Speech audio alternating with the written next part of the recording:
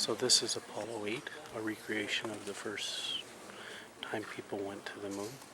That mission, people went around the moon and back.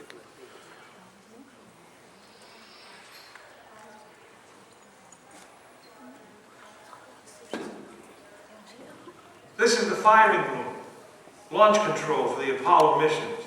This is not a mock-up. These are the very consoles we sat at when men first took off to fly to the moon. The tragedy of Apollo 1 had put us a year and a half behind.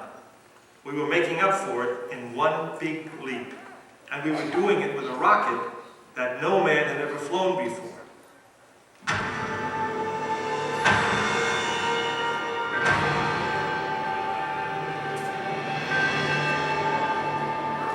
It was a few days before Christmas 1968 when Apollo 8 sat on the pad.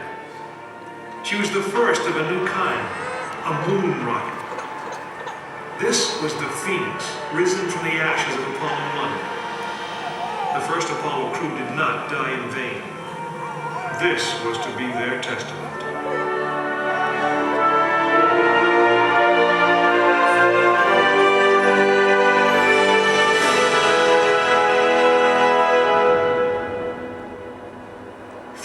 Stories high, she had been fully fueled throughout the night. The liquid oxygen in her tanks caused ice to form on the outside of the craft. The extreme temperature differences between the air and the sub-zero fuel caused the metal skin of the rocket to expand and contract. Everyone who was on the pad agreed.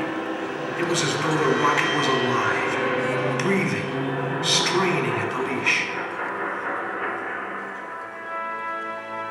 Earlier in the morning, astronauts Frank Borman, Jim Lovell, and Bill Anders had made their final preparations before taking that long ride out to the waiting spacecraft.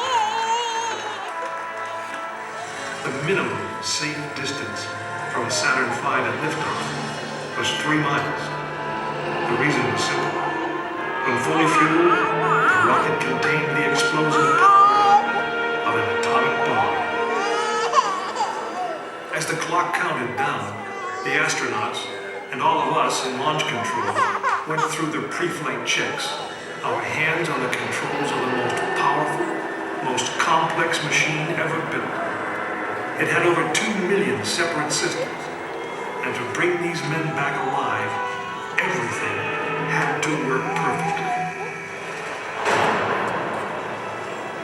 Each individual system had been tested, but what we didn't know was how they would perform when all 2 million began to work together.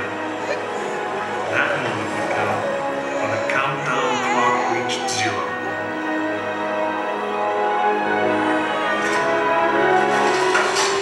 If a maneuvering thruster failed, if communications broke down, if navigation was off by 1 degree, if any piece of the miles of wiring, circuits, relays, or valves was defective, Frank Borman, Jim Lovell, and Bill Anders would pay with their lives.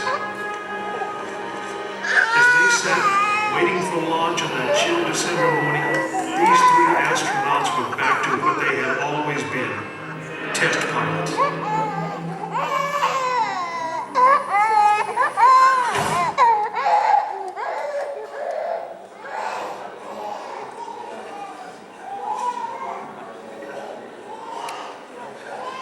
You are now in the final minutes before the launch of Apollo 8, right here where it actually happened.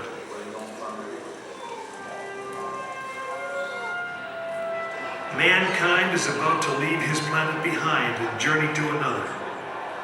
It is one of those rare moments when history is not being made, destiny is being embraced.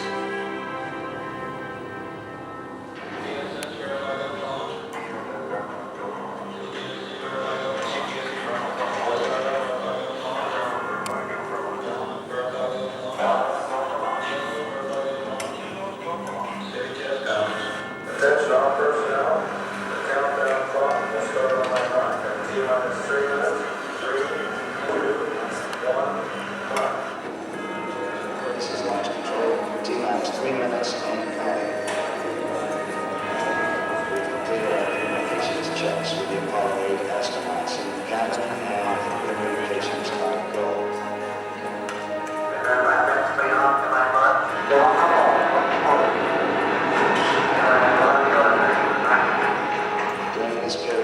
once we do get the firing command, the various tanks within the 3 stages of the Saturn V launch vehicle begin to pressurize. We have firing command. The firing command is in. Sequence to launch to rest. 20 seconds.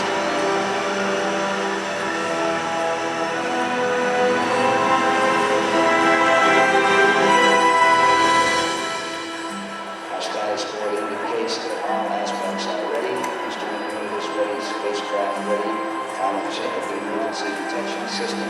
That ready light also on. First stage preparations are completed. Okay. Ready to go to Conway. Stand by, Walter. Okay, you're on. All systems go. T-minus 45 seconds and counting. First stage, the oxygen tank has been pressurized and the pressure is still getting up. Coming up in 90 seconds, mark T-minus 90 seconds and coming. The Apollo 8 approved standing by, spacecraft commander Frank Borman, chin level, Bill Anders. Now we report that the liquid hydrogen tank in the third stage is pressurized, 1 minute 15 seconds.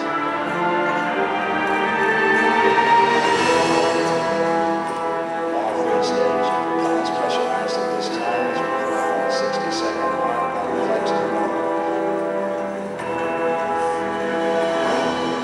60 seconds and counting. The vehicle now is completely pressurized. Filling up our power transfer shortly.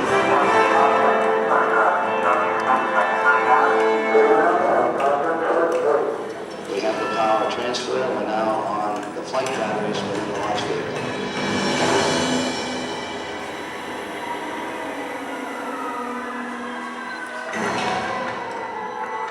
Final reports from Frank Borman at this time. Now we can look at the switches aboard the spacecraft. 20 seconds on aspects. We are still on board at this time.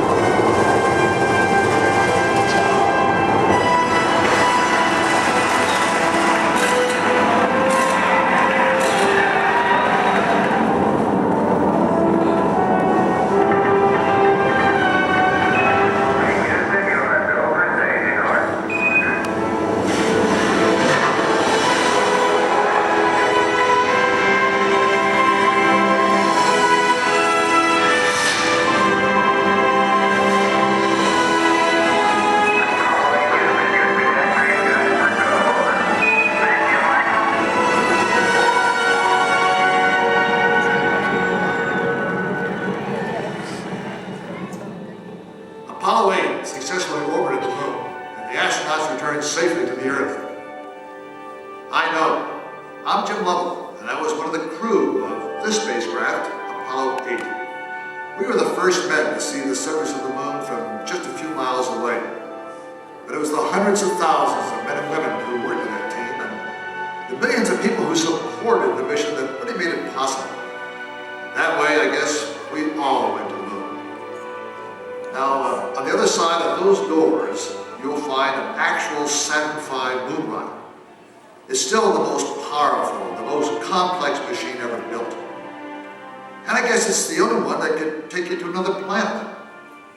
I actually got to fly one on a second flight to the moon called Apollo 13. But that's another story. Ladies and gentlemen,